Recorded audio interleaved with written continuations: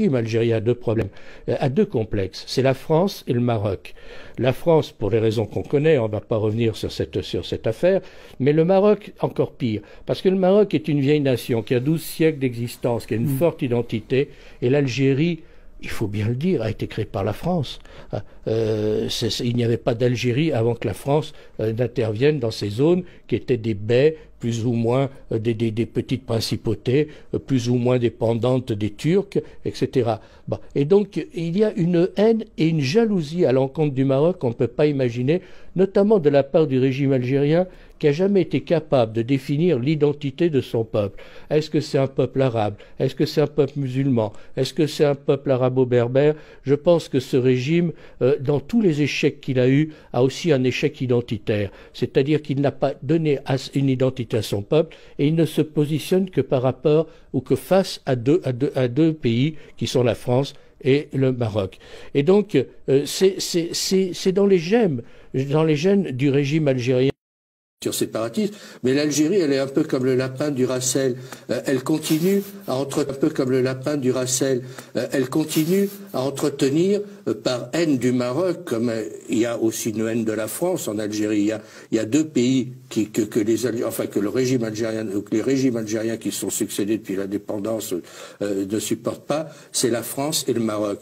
Parce que, alors le Maroc, on comprend très bien, il y a un complexe. Le Maroc est une vieille nation avec une vieille civilisation, avec une vieille unité nationale qui regroupe les Berbères et les Arabes et qui se sont mixés. Et parce que, alors le Maroc, on comprend très bien, il y a un complexe. Le Maroc est une vieille nation avec une vieille civilisation, avec une vieille unité nationale qui regroupe les Berbères et les Arabes et qui se sont mixés. Et là, il s'en sort beaucoup mieux. D'ailleurs, à un moment, ils avaient parce que il y a eu la fermeture des frontières et puis une réouverture des frontières. En l'espace d'un week-end, des millions d'Algériens sont venus au Maroc et ils ont acheté à peu près tout ce qu'ils trouvaient. Donc le régime algérien s'est empressé de fermer les frontières parce qu'il décrivait le Maroc comme un enfer et les gens se sont aperçus que c'était un paradis. Il décrivait le Maroc comme un enfer et les gens se sont aperçus que c'était un paradis. De sécurité, parce que toutes les grandes puissances savent que c'est un conflit qui n'aboutira jamais, que le Maroc est chez lui au Sahara et que personne ne veut d'un État indépendant au sud du Maroc. Bon, il est très clair que le projet algérien est voué à l'échec et qui ne peut pas aboutir. Et c'est un argument dont il est difficile de parler quand on ne connaît pas l'âme profonde de ces deux peuples.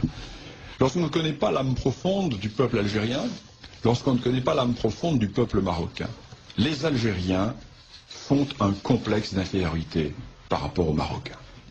Ils font un complexe d'infériorité car ils ne sont en fait que des parvenus de l'histoire. Je ne le dis sans aucune agressivité, je le dis en toute amitié. Ce sont des parvenus de l'histoire. Ce pays n'a jamais existé. Au mieux, il fut une dépendance turque, une suite de bellicats. Il était un monde d'anarchie. Il n'y a pas d'histoire de l'Algérie. D'ailleurs, Ferhat Abbas l'avait dit. J'ai visité les cimetières et je n'ai pas trouvé d'histoire de l'Algérie. Eh bien, de l'autre côté de la Moulouya, existe un royaume qui a 12 siècles d'histoire. Lorsque Hugues Capet est élu roi de France en 987, la dynastie marocaine a déjà un siècle et demi d'histoire. Donc nous sommes en présence d'un très vieil État. Et les Marocains ont toujours joué maladroitement. Parce que ce sont des gens bien élevés, ce sont des gens polis, ce sont des gens qui, sûrs de leur bon droit, ont pensé qu'ils pouvaient discuter avec les Algériens comme on discute entre gens bien élevés.